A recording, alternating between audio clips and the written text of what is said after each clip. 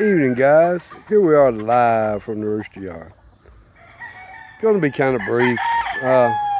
Just got some things I want to get off my chest and broaden some of you younger guys' knowledge. Right after this 4th of July weekend.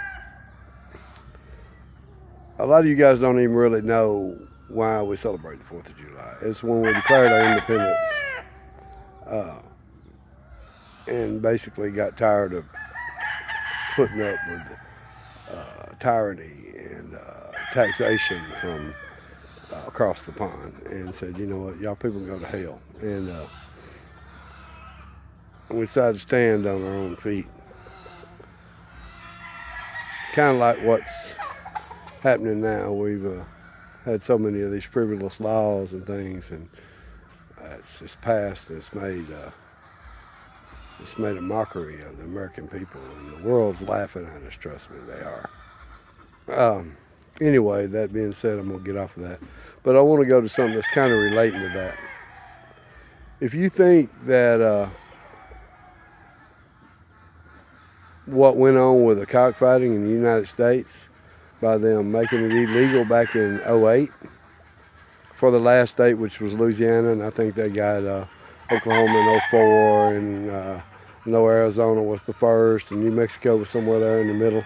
Anyway, that being said, about that, if you think that was all just about a chicken, you have literally lost your mind.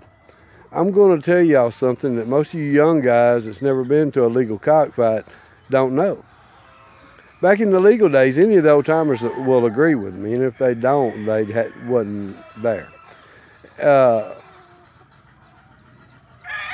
Cockfighting is one, rooster fights, which is one sport in the world that brought all walks of life together. And when I say all walks of life, I'm talking about men, women, children, old, young, rich, poor, every skin tone, every nationality. I've seen people from as far as South Africa to people that live 2 miles from me. And a broad spectrum and all in between at the cockfights, and all enjoying the fellowship. I'm 53 years old. I was active in game fowl industry and the cockfighting industry up to 2008 when it became illegal, into the fighting end of it, where the cocks were shown legally. I never, in all those years, from the time I was a little boy, I only seen 2 confrontations between human beings. Now, I coached Little League, not Little League, but Youth League baseball and tournament baseball when my son was growing up for him. And usually at every event, there was a confrontation between adults. If you think that was just about chickens, you have lost your mind, because they knew they needed to. There were people studied this and studied what we do for the government. And they knew this sport here would keep people together. People would never, ever, for the greater good of the sport, they would never, ever have conflicts. And that was all part of this whole what's going on right now. Separation, divide and conquer. If you think that I'm kidding, if you think that I'm full of crap, just check it out. Ask some of the old timers that went to the Texoma, Mid-America, Bayou, Sunset, Circle Club, all those big pits.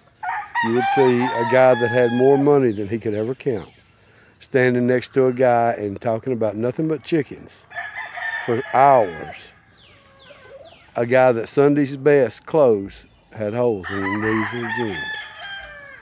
And it wouldn't matter what his skin tone was, because it was about the love of these gamecocks. This kind of tyranny is what is tearing our country apart. These have 3/4 of these kids out here that's out here, and basically they're grown up. They're old enough to fight and die for the country, but they're kids in the heart. They don't have no wisdom. If they would have had a sport like this to get into when they were young, something to take care of, because this ain't something that you go buy at Walmart and you take it off the shelf and take it and play with it. You're going to spend two years of your life taking care of these things, at least. if they'd had something like this to get into, they wouldn't be out there busting windows, trying to kill you because of your skin tone. All these crazy things that's going on in this world. And you can say I'm an idiot. It don't matter. I've been called worse by better if you're one of those people. I promise you I have. I don't have many friends, but because I tell the truth. It is disgusting. And about that chicken gate that went on out yonder, I'm calling it chicken gate. I shouldn't say anything about it, but everybody knows what I'm talking about. Out there in one of them other states, they spent millions of taxpayers' dollars. Millions of taxpayers' dollars. Employed over 200 law enforcement agencies or agents to raid a rooster fight during the time that their damn towns was being destroyed and their people were being assaulted. You tell me where their agenda lies.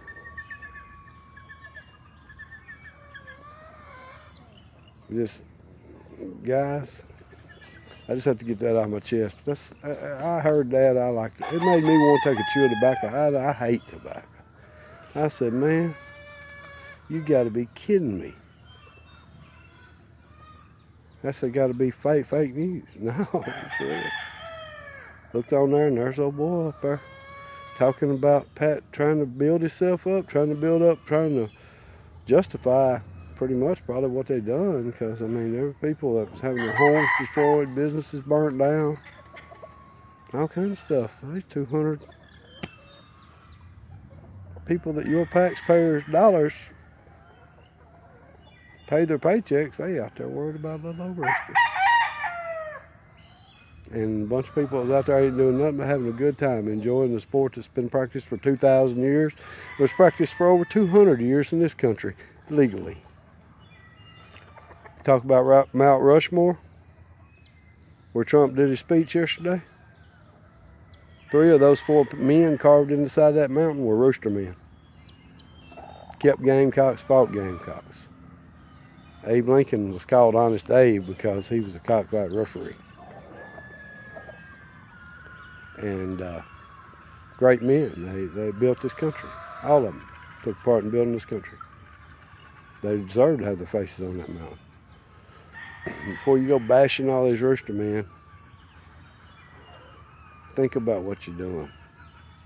If you eat one chicken, if you eat an egg, if you eat a cake, if you eat a pastry, if you eat bread, don't ever talk bad about a rooster man. Don't ever talk bad about a rooster man. I love chicken. I love eggs. I love bread. I think chicken's the best meal you can possibly eat. One of the healthiest, that and fish. And I eat plenty of it. Matter of fact, I'll probably eat some today. I normally do. But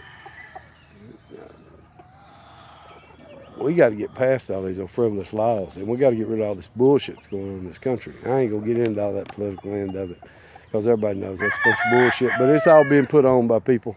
They're using all these little groups for puppets. But if them little groups, if them kids as young men would have had some responsibility and got into something that would taught them responsibility and accountability, about 3/4 of them wouldn't be out there busting up your buildings. And that ain't making excuses for them, because us as a society has allowed this to happen. But if they'd had some chickens to water, and we're going to the cockfight Saturday, Daddy, yeah, we're going down yonder. That big derby. Yeah, that's where that dirty rice is you like to eat.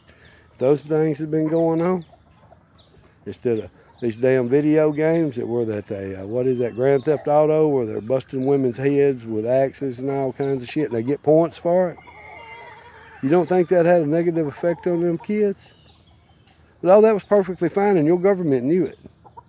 Because all this didn't start happening yesterday. It started happening way back yonder when we first signed on to that one world order shit with George Bush Sr. was the one that first got us into that. So it went way back yonder. Got Agenda 21 shit. And that's when shit started changing. Excuse my French. Anyway, I'm out here. I'm loving life. I got to do my fresh water today. I fresh watered the yard. And on my yard, we'll get to some chicken knowledge here. On my yard, I fresh water once a week. and then during the week I spot water, and I'm a one-man show. Now, I go around while I'm feeding, and I'll look at those waters, and if that water's low, I'll go ahead and water him. And but once a week, everybody gets their stuff dumped out, and they get fresh water. That's the way I've always done it. That's the way I was taught to do it. That's why I'm gonna do it to day I die. It works for me. It works for my roosters. As you can see, my roosters ain't never been lacking them nothing. Anybody knows me know they ain't lacking much. Anyway, you guys have a wonderful day, and God bless each and every one of you. And God bless you. Thank you.